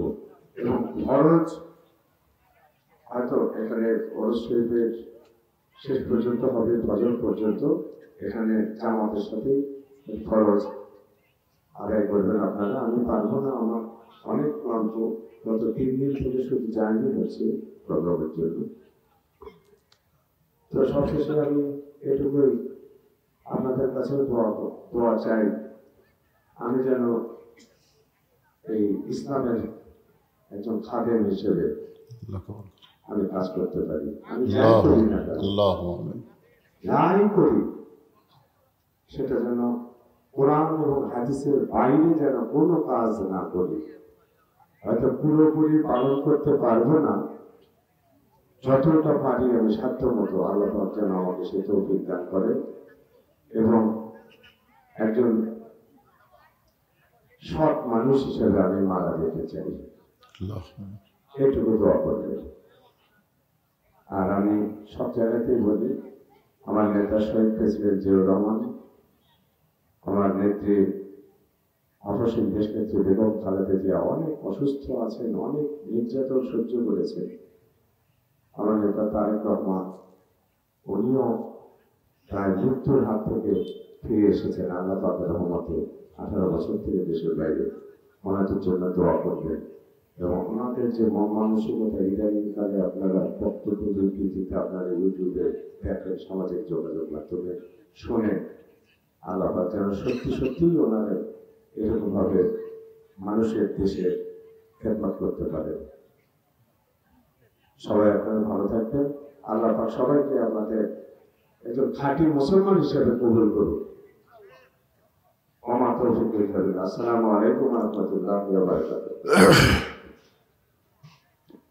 সবাই একটু জিকির করেন, লা ইলাহা ইল্লাল্লাহ, লা ইলাহা ইল্লাল্লাহ, লা ইলাহা, লা ইলাহা ইল্লাল্লাহ মুহাম্মাদুর রাসূলুল্লাহ সাল্লাল্লাহু আলাইহি ওয়াসাল্লাম। আজকের মাহফিলের সম্মানিত অতিথি তিনি শহীদ প্রেসিডেন্ট জিয়াউর রহমান, যার ওয়াজ আমার ইউটিউবেতে শুনতে পাবেন। তিনি কত বড় আল্লাহর ওলি ছিলেন। আমি যে মাদ্রাসায় লেখাপড়া করতাম, সরকারি মোস্তাফিয়া মাদ্রাসা, ওনার প্রিন্সিপাল ছিলেন তখন আল্লামা নজিবুল্লাহ রহমতুল্লাহ আলাই। উনি এখন দুনিয়াতে নেই। ওনাকে আমরা ছাত্ররা জিজ্ঞাসা করছিলাম যে শহীদ প্রেসিডেন্ট জিয়াউর রহমান সম্পর্কে আপনার মন্তব্য কী? উনি বলেছেন, হজরত ওমর ফারুকের সিমটম আল্লাহর ওলি, জোরে কেন সুবহানাল্লাহ। এবং বেগম খালেদা জিয়া, আপনারা কি দেখলেন যে হাসিনা কিভাবে পলে গেল, আর বেগম খালেদা জিয়াকে কিভাবে সম্মানের সাথে তাকে নিয়ে যাওয়া হলো। কথা বলেন ঠিক কিনা? আমরা সবাই তার জন্য দোয়া করব, আল্লাহ পুরোপুরি সুস্থতা সহকারে আমাদের দেশে আবার ফিরে আসার তৌফিক দেখ, আমিন। এবং তারেক জিয়া তারুণ্যের অহংকারকে আল্লাহ কবুল করুক, সকলে বলে আমিন। এখন আসেন, আপনাদের কাছে একটা ওয়াজ আমি রাখছিলাম, মনে নাই, মনে থাকলে আপনার 2-4 দিন উঠে চলে গেলেন। আসলে দুইটা জগতে আল্লাহ আমাদের পক্ষে, এটা আমরা বিশ্বাস করছি। একটা হলো রুহের জগৎ, একটা হলো দুনিয়ার জগৎ, আর একটা জগৎ আমাদের সামনে আছে। মনে আছে আপনাদের? মনে করছে 66-তে পাস তো করছি। পাস করলে আপনি জান্নাত পাবেন পাগলা, কিন্তু 33 না পাওয়ার কারণে যে কমপক্ষে 100-150 বছর জাহান্নামে থাকা লাগবে, সেটা কি করবেন? সেই জন্য আমি বলছি গোল্ডেন A+ পায়া বিনা হিসাবে আমরা জান্নাতি হব। জোরে কোন কথা ঠিক কিনা? মনে নাই। মেয়েটা বলে, জাম্বি কোন আমলের কারণে আল্লাহর কাবা নবীর রওজা আমার পাশে, যদি তুমি জানতে চাও তাহলে শোনো। আপনারা এই কথাও কিন্তু আমি বলেছি, কি আমল, ঠিক না? সে আমল শুনবেন না আপনারা? হ্যাঁ ভাইজান, আমরা আইসি কিন্তু শুনলাম চলে গেলাম, এটা নাম ইসলাম, ইমান নয়। আল্লাহ কোরআনে বলেছেন স্বামী না, শুনতে হবে।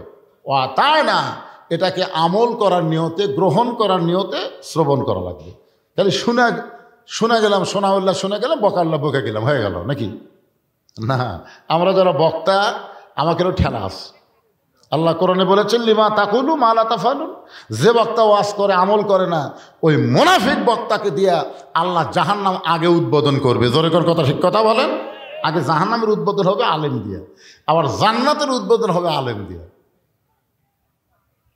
এক ছেলে এসে হুজুরকে বলে, হুজুর আমার বাড়ি তো অনেক দূর ব্রিজ দিয়ে ঘুরে তারপর আপনার কাছে আসতে হয় কোরআন শরীফ শিক্ষা করার জন্য। তো হুজুর ওই ব্রিজ দিয়ে ঘুরে আসতে আমার খুবই সময় লাগে, কষ্ট হয়। এমন কিছু দোয়া আছে যে দোয়া পাঠ করলে নদী পার হওয়া যায়। তো পীর সাহেব তো মনে মনে চিন্তা করছে, এই পাগলা, এর দোয়া দেখুন দিন নদী পার হওয়া যায়। তো বলছে বিসমিল্লাহ করে চোখ বন্ধ করবি, যা। মনে করছে বিসমিল্লাহ করে চোখ বন্ধ করে পানির মধ্যে ডুবা গেলে আর নামবি না। তোর এখন কথা ঠিক না? তো পীর সাহেব যে কথা কইছে ওই ছেলেটা বড়টা ইমানের সাথে বিশ্বাস করছে যে বিসমিল্লাহ কয়ে চোখ বন্ধ করে পা দিলি যদি নদী পার হওয়া যায় তো খামাখা ওই ব্রিজ দিয়ে ঘোরার দরকার আছে। হুজুর কিন্তু ঠাট্টার স্থলে বলেছে, ছাত্র কিন্তু বিশ্বাসে গ্রহণ করছে। এখন যা নদীর পাড়ে যায় বিসমিল্লাহ বলে চোখ বন্ধ করে পা দিছে, চোখ খুলে দেখে ওই পারে চলে গেছে। সুবহানাল্লাহ খান্নাকে পার করার মালিককে পার হয়ে গেছে। এভাবে প্রত্যেকদিন যাওয়া আসা করে। যখন ছেলেটা 5-7 পারা কোরআন হেফজ করছে তখন ছেলের মা বলতেছে, যেই কামেল বুজুর্গের কারণে তোর ব্রিজ ছাড়া নদী পার হওয়া পারিস সে হুজুরকে একদিন দাওয়াত করতো, আমি একটু প্রাণ ভরে হুজুরকে খাওয়াতে চাই, এত বড় আল্লাহর ওলি। তো ছাত্র এখন বলছে, হুজুর আজকে দুপুরবেলায় আমার মা আপনাকে দাওয়াত দিছে। তো হুজুরা কিন্তু দাওয়াত পেলে খুব খুশি। জোরে কোন কথা ঠিক কিনা? এর আগেও আপনাদের বলেছি যে ডাক্তারের বইয়ের কোনোদিন সিজার লাগে না, বড় ডাক্তারের বইয়ের কি লাগে না? সিজার লাগে না। মৌলবীর বাড়ির কোনোদিন মিলাদ হয় না, পীরের বউ কোনোদিন মুরিদ হয় না। জোরে কোন কথা ঠিক কিনা? এই তিনটা না খেয়াল করবেন। বড় ডাক্তারের বউ সিজার করে না, কারণ সিজার করলে মায়েরও ক্ষতি, বাচ্চারও ক্ষতি। আর মৌলানাদের বাড়িতে কোনোদিন মিলাদ হয় না, মৌলানা খালি খাওয়ায় না। এখন ঠিক কিনা? আর 3 নম্বর হলো পীরের বউ কোনোদিন মুরিদ হয় না। আপনাকে এলাকার যত পীর আছে খোঁজলা দেখবেন, বউ মুরিদ হয়নি, কারণ বউ জানে আমার পীর সাহেব মাঝে মাঝে মুরিদের বইয়ের দিকে চোখ মারে, এই লুচ্চার হাতে মুরিদ হয়ে কি হবি রে। জান তাছাড়া আবার বসে যাবেন, যাওয়া পারবে না, ক্লান্ত হয়ে গেছেন। তো আলহামদুলিল্লাহ যে কথা বলতেছি একটু খেয়াল করেন ভাই। যান বিরক্ত হচ্ছেন না? কোন আমল ওরস, আর একটা হলো 33। জোরেখান ঠিক কিনা? 66 পাসি খালি 33। এই 33টা পালি বিনা হিসাবে আমরা সবাই জান্নাতি। বলেন সুবহানাল্লাহ। তো এখন হুজুরকে বলতেছে, হুজুর আজকে দুপুরবেলা আমার মা আপনাকে দাওয়াত দিছে। পীর সাহেব তো সেই খুশি। ঠিক আছে বাবা, তোমাকে আজকে 8 ঘন্টা আগেই ছুটি দিয়ে আমি তোমার মায়ের বাড়িতে যাব খাবার। এখন ছাত্র হুজুরকে নিয়ে যাচ্ছে নদীর দিকে। হুজুরকে কেড়ে পাগলা, এদিকে নৌকা আছে, তো কয় না। ব্রিজ আছে, কয় না। তুই এদিকে এখন নিয়ে যাস কেড়ে পাগলা? যেখানে নৌকা আছে, যেখানে ব্রিজ আছে সেখানে চল। বলে না হুজুর, আমি তো নৌকা ব্রিজ ছাড়াই যাই। নৌকা ব্রিজ ছাড়াই তুই যাস? হ্যাঁ, কয়েক বছর আগে কইছিলি না, তখন থেকে তুই কামি করতেছি। আসেন হুজুর হাত ধরে লিয়ে দেয়, বিসমিল্লাহ কয়ে নদীর পা দিছে, চোখ বন্ধ করে ওই পার গেছে। চোখ খুলে দেখে পীর সাহেব উঠে দাঁড়ায় আছে। হুজুর আসেন, বিসমিল্লাহ চোখ বন্ধ করে পাবেন। পীর সাহেব বিসমিল্লাহ আউযুবিল্লাহ বিসমিল্লাহকে পা দিতে ঘপ করে হাঁটু মধ্যে ডুবে গেছে। তার মানে কি বুঝতেছেন? বকাউল্লাহ বকে গেছে, বকাউল্লাহ আমল করে নাই, আর সোনাউল্লাহ আমল করে জান্নাতি হয়ে যায়। ধরে কোন কথা ঠিক কথা বলেন? হ্যাঁ।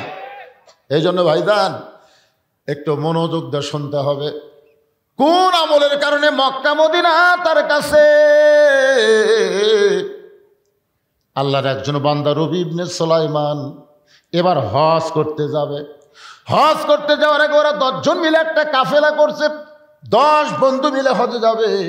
হজে যাওয়ার আগে মানুষ কিন্তু সবাইকে একটু দাওয়াত দেয়, একটু বলে ভাইজান আমার জন্য দোয়া করো, আমি সুন্দরভাবে হজ যেন পালন করতে পারি। এরকম দোয়াটাও চাই না? যেরকম চাই কি চায় না? অনেকে মানুষকে জানানোর জন্য দোয়া চায়। আমি তো হজ করে যাচ্ছি, এটা তো কাউকে জানান দরকার। দেখবেন কত লোক কিন্তু হজ করে আসে, কেউ জানি না যে হাজি বলছে ভাই আরাফার ময়দানে সেই কেউ শুনবার চাচা রে শয়তান পাথর মারতে তার ঠেলা ঠেলি ভাই, মানে ওই যে হজ করছে এটা মানুষকে জানাচ্ছে। আল্লাহ কয় রে আমল গোপন না করে প্রকাশ করলি তোর খালি নামের আগে হাজি হলো, কিন্তু হাজি কবুল হলো না। কথা কোন ঠিক কিনা? রবি ইবনে সুলাইমান এক বন্ধুর বাড়িতে দোয়া চাইয়া গভীর রাত্রে বাড়ির দিকে আসতেছেন। আসার সময় দেখে রাস্তার পাশে কে যেন কি করতেছে। রবি ইবনে সুলাইমান ভালো করে দেখার জন্য একটু নিকটে গিয়ে তাকায় দেখেন একটা মহিলা মরা গাদার গা থেকে গোস্ত কাটতেছে, আর ওই গোস্তটা টোপলা বাঁধতেছে। গাধা খাওয়া হারাম, গাধা খাওয়া হারাম, আর মরা গাদার গোস্ত। রবি ইবনে সুলাইমান চিন্তা করে এইটা কেমন মেয়ে, রাতের বেলা মরা গাদার গোস্ত কাটতেছে, হয়তো কোনো হোটেলে সাপ্লাই দিবে। মনের মধ্যে সন্দেহ করে মেয়েটা যখন গোস্তের টোপলা নিয়ে রওনা দেয়, রবি ইবনে সুলাইমান নিজের বাড়ির দিকে না গিয়া ওই মেয়েটার পিছনে পিছনে রওনা দেয়। মেয়েটা একটা ভাঙ্গা বাড়ির মধ্যে ঢোকার সঙ্গে সঙ্গে দুইটা মেয়ে মা মা বলে কাঁদতেছে। মা বলতেছে, মা আর কান্দা লাগবে না, আল্লাহর নিয়ামত গোস্ত পাইছি, এই গোস্ত সিদ্ধ করে তোমরা খাও আর আল্লাহর শুকরিয়া আদায় করো। রবি ইবনে সুলাইমান চমকে গেল। একে তো গাধা খাওয়া হারাম, তারপরে মরা গাধার গোস্ত নিজের মেয়েদেরকে মা দিয়ে বলতে সিদ্ধ করে খাও, আল্লাহর শুকরিয়া আদায় করো। মেয়েটা খুশি হয়ে যখন দুইটা মেয়ে গোস্তের টোপলা নেয়, এমন সময় রবি ইবনে সুলাইমান বলে, মা তুমি কেমন মা? তুমি তোমার ক্ষুধার্ত মেয়েদেরকে মরা গাধার গোস্তের টোপলা দিলে, ও মা তুমি কেমন মা? মা বলতেছে, পথিক এই গভীর রাত্রে আমার বাড়ির ধার দিয়ে চলে যাচ্ছ, চলে যাও, আমার দিকে তোমার তাকান লাগবে না। আজকে দুইটা আমার মেয়ে আজকে কয়েকদিন হলো না খেয়ে থাকার কারণে বারবার যখন আমার কাছে খাবার চায়, আমি মা কোথায় খাবার পাবো? আমার স্বামী কয়েক বছর আগে দুনিয়া থেকে বিদায় হয়ে গিয়েছে, আমি একজন বিধবা নারী, দুইটা যুবতী মেয়েকে কি করব? রাতের অন্ধকারে আমি বের হয়ে গেছি কিছু খোঁজার জন্যে, ক্ষুধা নিবারণের জন্যে। এখন গাধা খাওয়া হারাম না হালাল এটা পরখ করার শক্তি বিবেক আমার নাই।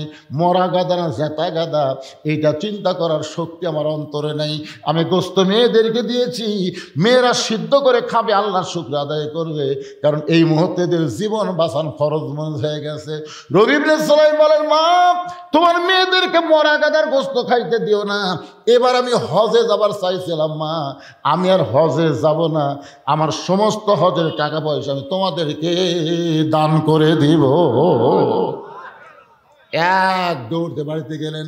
বাড়ি যাওয়ার পরে যা কিছু তার ছিল সব কিছু টোপলা করে মায়ের হাতে দিয়ে দিলেন। মা আমি খুশি হয়ে আল্লাহকে বলতেছে, আল্লাহ তোমার যেই বান্দা মক্কা মদিনায় যাবার চাইছিল কিন্তু আমাদের ক্ষুধার্ত দেখে সব দান করে দিল, আমরা মা আর মেয়ে মিলে দোয়া করি, আল্লাহ মক্কা মদিনা এই বান্দার বাড়িতে হাজির করে দিও।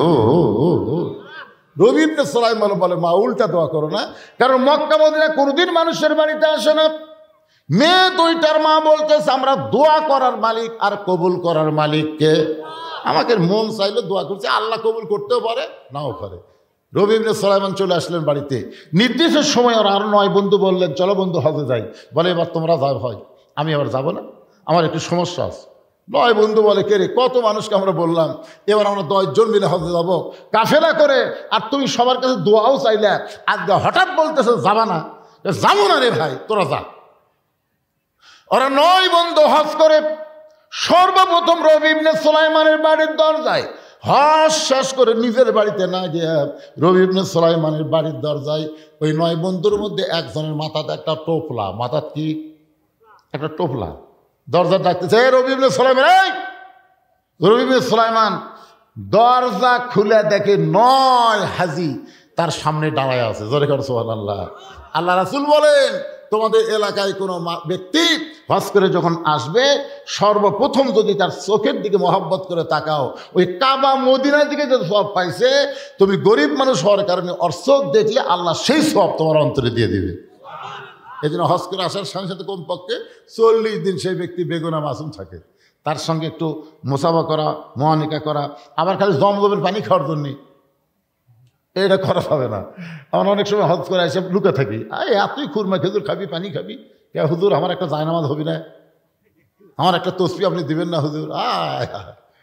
কি তসবি জায়নামাজ না, হাজির চেহারার দিকে তাকায় থাকলে কাবা মদিনা দেখার সওয়াব আল্লাহ দান করবে। সুবহানাল্লাহ বলেন। রবি ইবনে সুলাইমান বলে, ভাইজান তোমরা 9 জন বন্ধু আমার বাড়ির দরজায়, আমার ভাগ্য এত ভালো, যার মাথার টোপলা আছে, এই মিথ্যা দেখ এই কি হজে যাওয়ার আগে তোর কাছে আইলাম, তুই কইলি এবার হজে যাবো না, কি কারণে যাবি না কারণও বললি না। এই তুই যে কাবা ঘর তাওয়াফ করার সময় এই যে আমার মাথার টোপলা, তুই যে আমার টোপলা দিয়ে বললি, ভাই এই টোপলা নিয়ে আল্লাহর ঘর তাওয়াফ করতে আমার কষ্ট হচ্ছে, টোপলাটা একটু ধরতো, তোর টোপলা আমাকে ধুয়ে তুই আল্লাহর ঘর তাওয়াফ করলি, আমরা 9টা বন্ধু দেখলাম, তুই আমাকে সাথে সাথে থাকতে থাকতে হারাই গেলি, আমরা গোটা মক্কা খুঁজা তো পাইনি রে, তুই টোপলাখানা দিয়ে কোথায় হারিয়ে গেলি। আবার হঠাৎ থেকে তুই সাফা মারোয়া সাই করতেছিস, তোকে টোপলা দেওয়ার জন্য তোর পিছনে পিছনে আমরা 9 বন্ধু দৌড়াই, কিন্তু হঠাৎ থেকে তুই আর নাই।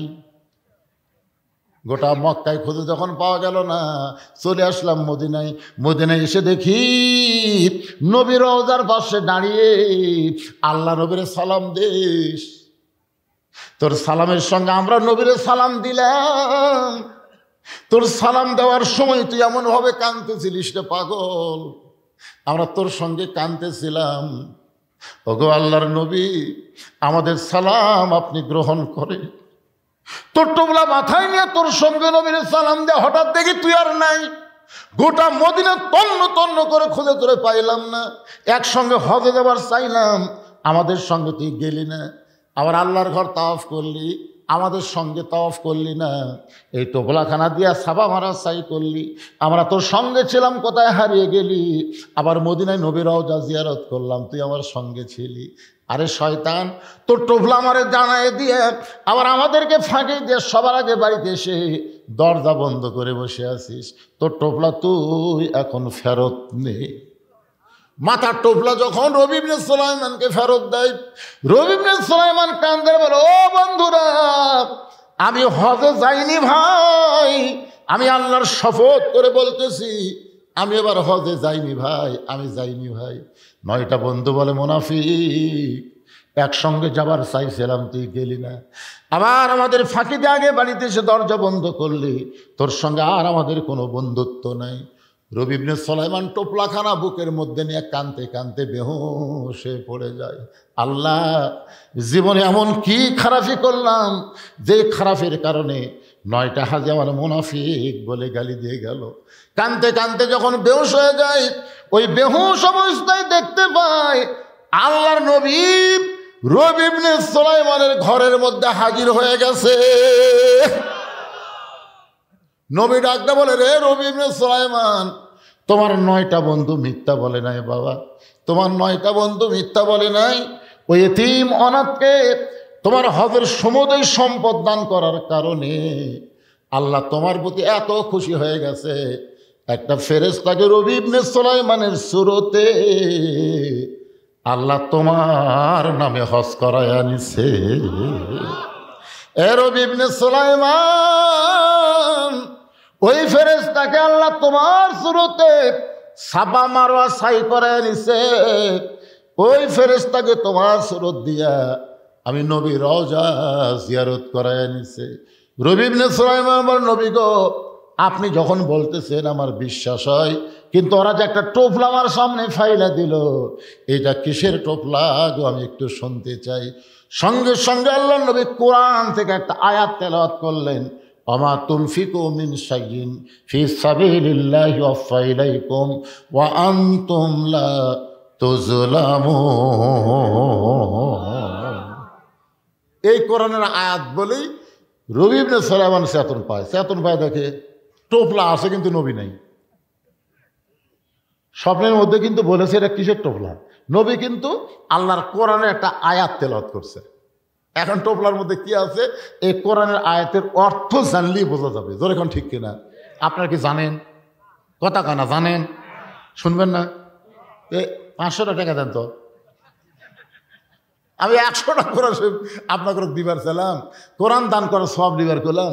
500 টাকা দিলে একটা কোরআন দানের সব, এত টাকা মেয়ারাত নষ্ট করলেন, দুনিয়ার পিছনে শেষ করে দিলেন। আর এই সালের সব ওরস মোবারক কোরআনের তাফসির মাহফিল প্রতি বছর হবে, হাজার হাজার টাকা খরচ করে আপনাদের জন্য ব্যয় করবে, আর আপনার 500 করে টাকা দিলেন না, থাকার পরও দিলেন না। আবার উঠবেন, তাই না? টাকা ছাড়িয়ে লাভ দিয়ে উঠবেন। এই দেখেন, দেখছেন? মাশাআল্লাহ, ধরেন তো বাবা। তোমার নাম কি বাবা?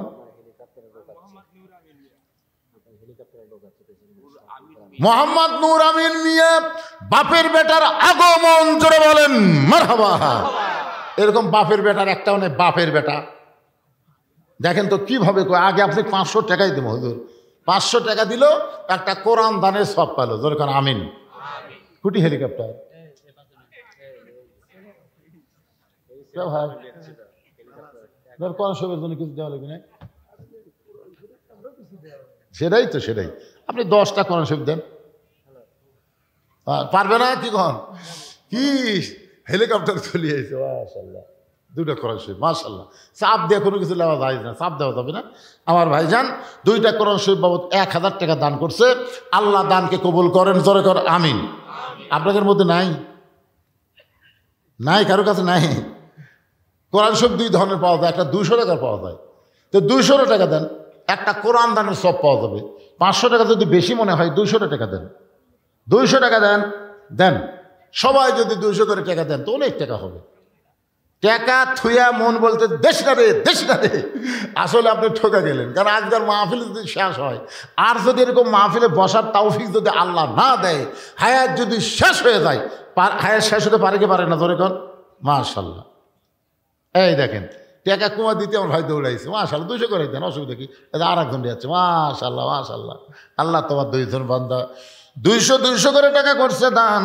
কোরআন দানের সব তাদের আমল নামায় দিয়ে দেন। জোরে বলে আল্লাহুম্মা আমিন। সবাই বলিন আল্লাহুম্মা আমিন। ওই দেখেন কিভাবে এক মর্দে মুজাহিদ আসতেছে, হাই রে, কি এবার দেখে আসবে পুরাতের রোজার পাওনা পড়ে, মাশাআল্লাহ। আল্লাহ তোমার একজন বান্দা কোরআন বাবদ 200 টাকা দান করেছে, আল্লাহ দানকে কবুল করেন, আল্লাহুম্মা আমিন। মাশাআল্লাহ, মাশাআল্লাহ। 200 2জনে নিয়ে আছে, নিজের আনছে আর একজন নিয়ে আছে, মাশাআল্লাহ। 200 করে 2টা কোরআন শরীফ বাবদ দান করেছে, আল্লাহ দানকে কবুল করেন। দুনিয়ারই টাকা পয়সা দুনিয়াতে রবে, ফকির হয়ে মানুষ কবরেতে। নিয়ত করেন যে আমার একটা বিশাল বেধি আছে, ব্যারাম আছে, হুজুর ভালো হয় না, এখানে একটা ছাগল দেব সদকা করে, জনগণের ইসলামের সব মাহফিলের জন্য একটা ছাগল দেব, আল্লাহ আপনার বেধি ভালো করে দেবে। দেয় না? কি কোন দেয় না? এরকম সদকা করেন, কোরআন শরীফ বাবদ সদকা করেন, মাশাআল্লাহ। আর একজন 200 টাকা দান করে গেল, আল্লাহ আমার ভাইয়ের দানকে আল্লাহ কবুল করেন, আল্লাহ।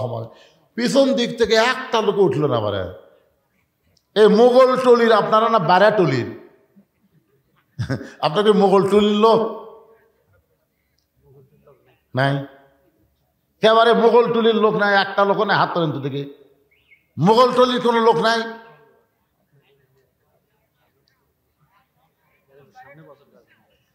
হ্যাঁ, বাকি উঠলেন আপনারা? বাকি না?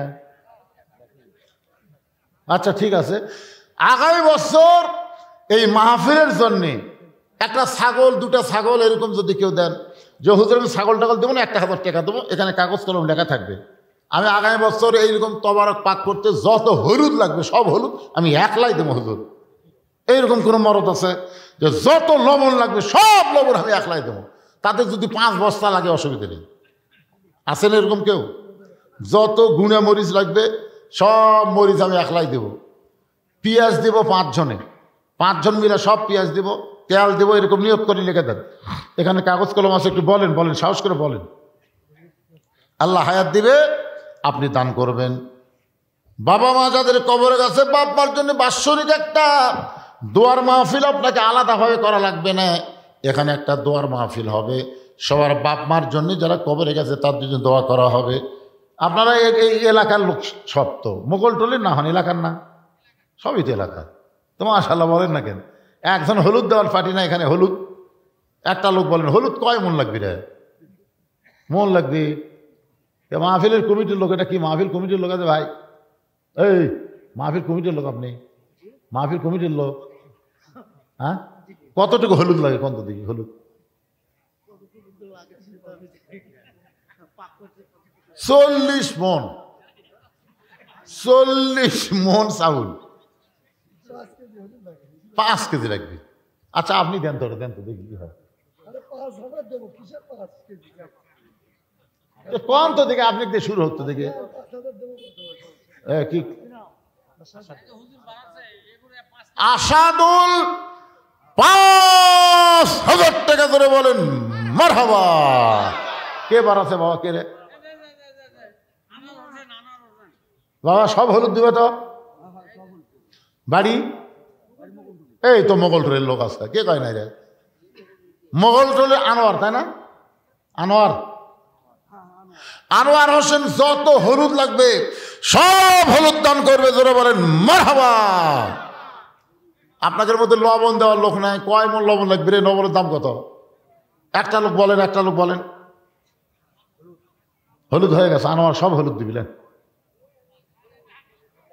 কোনটা লবণ, কোনটা বাজান? বাড়ি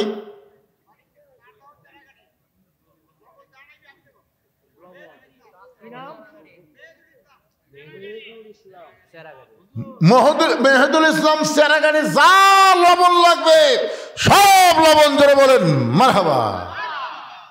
এখন তেজপাতা দেওয়ার কোন লোক আছে? যা তেজপাতা লাগবে, তেজপাতা সগলি দিবার চাবি। কি দিল রে? কি দিল বাদান?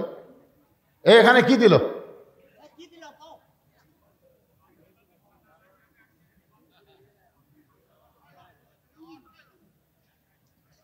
এখানে তেল লাগে, তেল। পেঁয়াজ দেন না কেন? 10 কেজি পেঁয়াজ দেওয়ার কেউ আছেন যে হুজুর আমি আগামী বছর মাহফিলে 10 কেজি পেঁয়াজ দিলাম?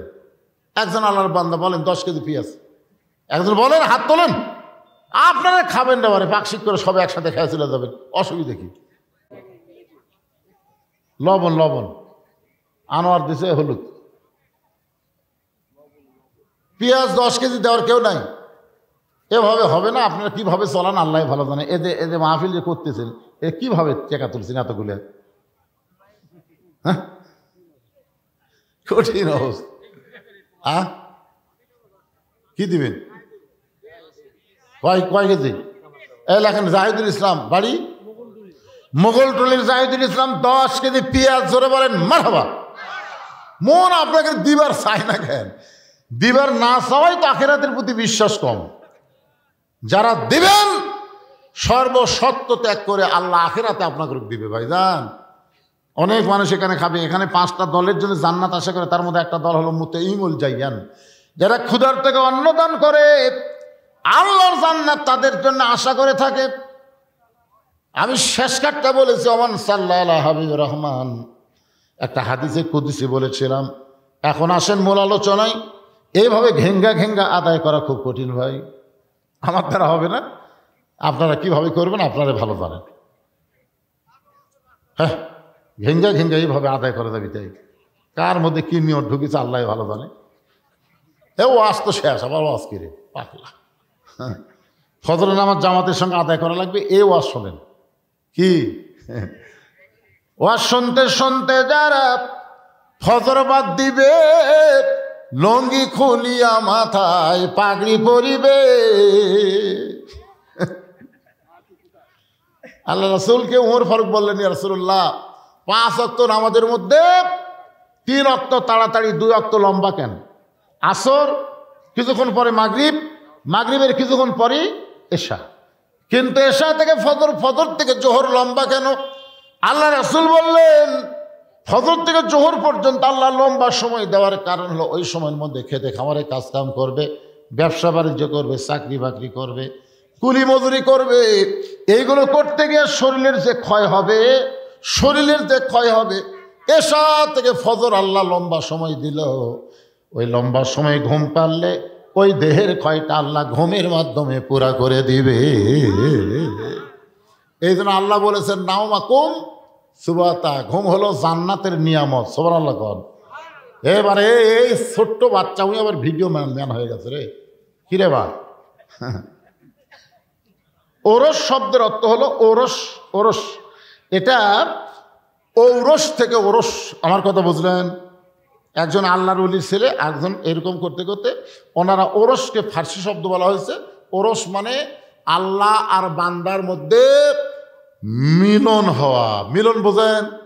এই মিলন মানে এখানে আল্লাহর অনেকগুলো বান্দা আসবে, এখানে আল্লাহ রহমতের ফেরেশতা আসবে, কোরআন হাদিস থেকে আলোচনা হবে, লাস্টে তাবারক হিসেবে কিছু পাবে। এর মাধ্যমে 1 কেজি 1 জগ পানির মধ্যে 1 মুষ্টা চিনি ঘন্টন দিলে ওই চিনি যেমন পানির মধ্যে বিলীন হয়ে যায়, শত চেষ্টা করলেও চিনিকে যেমন পানি থেকে আলাদা করা যায় না, খুঁজাও পাওয়া যায় না। জোরে করার কথা ঠিক কিনা? এখন ওইটা আগে যখন ছিল তখন সবাই বলতো চিনি পানি, পানি চিনি। আমার কথাই বুঝলেন? চিনি এই জায়গাতে আছে, এই জায়গাতে 1 জগ পানি আছে। আপনার কি বলবেন? 1 জগ পানি, 1/2 কেজি চিনি। কিন্তু চিনি আর পানি যখন একত্র হয়ে গেল, 2টা ঘন্টন মারলে ওইটা মুখে দেওয়ার পরে কেউ বলবে না পানি, কেউ বলবে না চিনি, কেউ বলবে পানি, কেউ বলবে ফানি? কেউ বলবে না।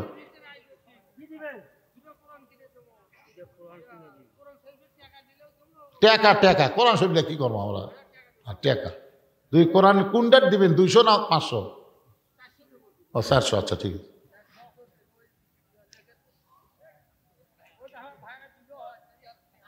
আচ্ছা ঠিক আছে বাবা, অসুবিধা নেই।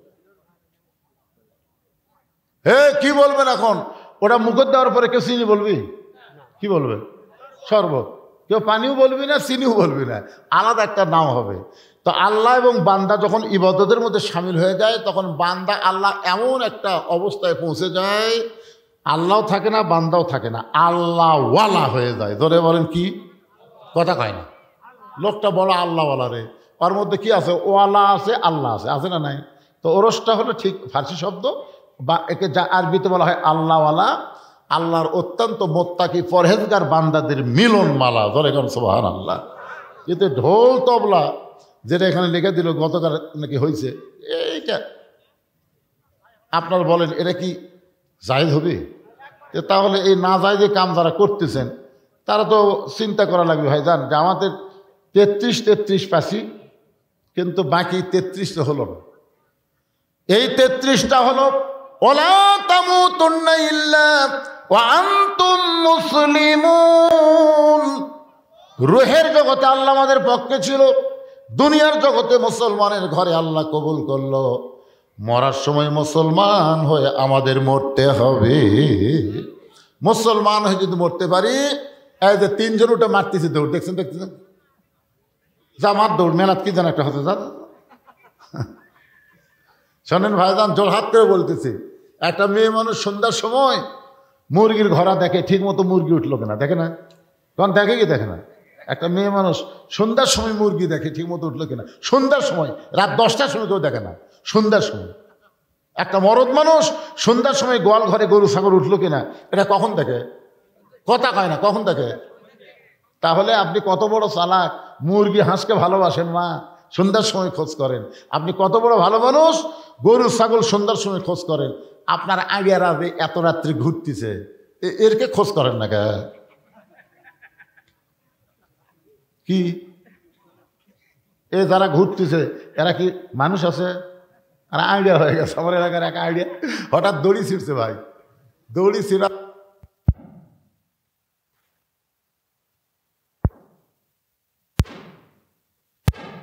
হলে তা হয়।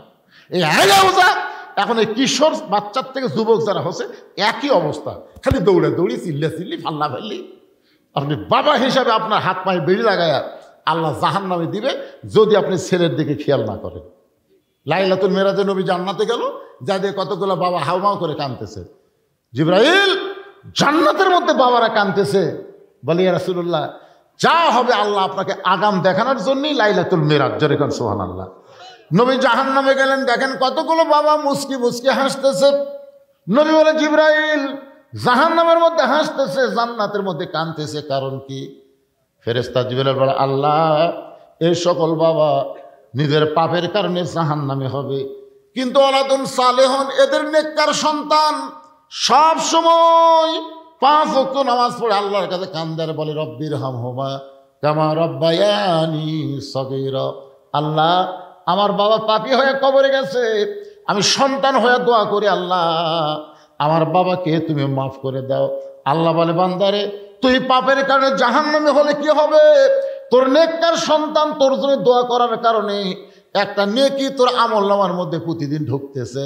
এই আমলনামার মধ্যে প্রতিনিয়ত নেকি ঢোকার কারণে অচিরে আমি আল্লাহ তোরে জান্নাত দিয়া দিব।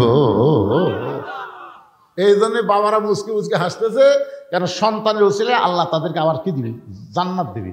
আর জাহান্নামের মধ্যে জান্নাতের মধ্যে কাঁদতেছে ওই সকল বাবারা নিজের নেক আমলের কারণে জান্নাতি হবে, কিন্তু সন্তানগুলা খারাপ হওয়ার কারণে, সন্তানগুলা খারাপ। মেলাত ঘরে কোরআনের মাহফিল আসে না, আজান দিলে লেপের মধ্যে 2.5 হাত হয়, আগে আসলো 3 হাত, ফজর আজান শোনা হচ্ছে 2.5 হাত। এরকম আইডিয়া আসে না নাই? কথা কন না কেন? এটা 2.5 হাত হয়ে গেছে, ল্যাপ টানটা দেখে ল্যাপের তলার সাইজ, সকালবেলা সাইড থেকে কুত্তার সাইজ একই সাইজ। আল্লাহ কে রে, এই তুই ভালো আমল করে জান্নাতি হলি, কিন্তু তোর বেটা তোর মেয়ে হাইল পরে কিলকিল করে ঘুরতেছে, তোর সন্তান খারাপ হওয়ার কারণে আর পাপের একটা অংশ তোর আমলের মধ্যে ঘুরতেছে, অচিরে আমি আল্লাহ তোকে জান্নাত থেকে জাহান্নাম দেব। এখন আপনি বাবারা কি করবেন? আপনার ছেলে মেয়ের দিকে আপনার খেয়াল করার দরকার আছে না নাই? জোরে কেন আছে না নাই? ভাইজান আছে। সবাই মনোযোগ দিয়ে শুনবেন। কো আনফুসাকুম আহলিকুম নার, জাহান্নামের আগুন থেকে বাঁচতে গেলে একলা বাঁচলে হবে না, আহাল পরিবার নিয়ে আমাদেরকে বাঁচতে হবে। আল্লাহ পাক আমাদের সকলকে কবুল করুক। সকলে বলে আল্লাহুম্মা আমিন। আস্তাগফিরুল্লাহ আল্লাযী লা ইলাহা ইল্লা হুয়াল হাইয়ুল কাইয়ুম ওয়া আতুবু ইলাইহি লা হাওলা ওয়া লা কুওয়াতা ইল্লা বিল্লাহিল আলিয়্যিল আযীম। আল্লাহুম্মা আমিন। আল্লাহুম্মা আনতাস সালাম ওয়া মিনকাস সালাম তাবারাকতা ইয়া যাল জালালি ওয়াল ইকরাম। আয় আল্লাহ তাআলা, রাত প্রায় 1টা বাজতেছে, দীর্ঘ সময় পর্যন্ত আজকে তোমার আল্লাহর ওলির আশিকানদের মাহফিলে, ওরস মাহফিলে, তাফসীরুল কোরআন মাহফিলে আমি যে আলোচনা করেছি, আল্লাহ মেহেরবানি করে সবাইকে বুঝ মোতাবেক আমল করার তৌফিক দিয়ে দাও। যদি কোনো ত্রুটি হয়, ভুল হয়, মাফ করে দাও। জাহাদিয়া মঞ্জুর করেন। সোনার মদিনায় নবী পাকের রওজা মোবারকে কবুল করে নাও। তামাম আম্বিয়া কেরাম, আসহাবে কেরাম, তাবিনী কেরাম, তাবিনী কেরাম, তাম পৃথিবীর মাটির নিচে যত মুমিন মুমিনা শুয়ে আছে, আল্লাহ সকলের আরওয়াহ ফরেহাদিয়া কবুল করো। আমরা যারা হাত তুলেছি, আমাদের জনম দুঃখনে মা বাবা যাদের কবরে গেছে, আল্লাহ মেহেরবানি করে মা বাবার কবরকে জান্নাতের টুকরা বানায় দাও। আমাদের দাদা দাদি, নানা নানি, আত্মীয় স্বজন, শ্বশুর শাশুড়ি যাদের কবরে গেছে, কবরবাসীদের মাফ করে দাও। আল্লাহ শাহাদাওয়ানের রুহু মোবারকে হাদিয়া কবুল করো। প্রত্যেক বছর কষ্ট করে মেহনত করে এত সুন্দর আয়োজন যারা করতেছে, এই মোগল টুলির উপরে রহমত বরকতের দরজা খুলে দাও। প্রত্যেক বছর এমন করে একটা জান্নাতের বাগান যেন লাগাতে পারে, এমন ইমানি শক্তিদেরকে দান করে দাও আল্লাহ। আল্লাহ রিপন সহ অনেকে আজকের মাহফিলে কষ্ট করতেছে। আজকের মাহফিলের সম্মানিত সভাপতি, আজকের মাহফিল পরিচালনা, আজকের এই মাহফিলের অতিথিবৃন্দ, আজকের মাহফিলের আলেম ওলামা হাফেজকারী, আজকের এই মাহফিলে হাজী সাহেব, আজকের মাহফিলে ইমাম মুয়াজ্জিন, আজকের মাহফিলের মুরব্বী, যুবক, কচি কাঁচা, পর্দার অন্তরের মা বোনেরা, আল্লাহ সকলকেই জান্নাতি কবুল করো। কে কোন নিয়তে হাত তুলেছে, আল্লাহ সকলের নেক নিয়তে কাছে আল্লাহ তুমি কবুল করো। সুবহান রাব্বিকা রাব্বিল ইজ্জাতি আম্মা ইয়াসিফুন ওয়া সালামুন আলাল মুরসালিন আলহামদুলিল্লাহি রাব্বিল আলামিন। ওয়াজাল আখিরাতি কালিমাতুন ইনদাল মাউতি। সকলে পড়েন লা ইলাহা ইল্লাল্লাহু মুহাম্মাদুর রাসূলুল্লাহ সাল্লাল্লাহু আলাইহি সাল্লাম। আসসালামু আলাইকুম ওয়া রাহমাতুল্লাহি ওয়া বারাকাতুহু।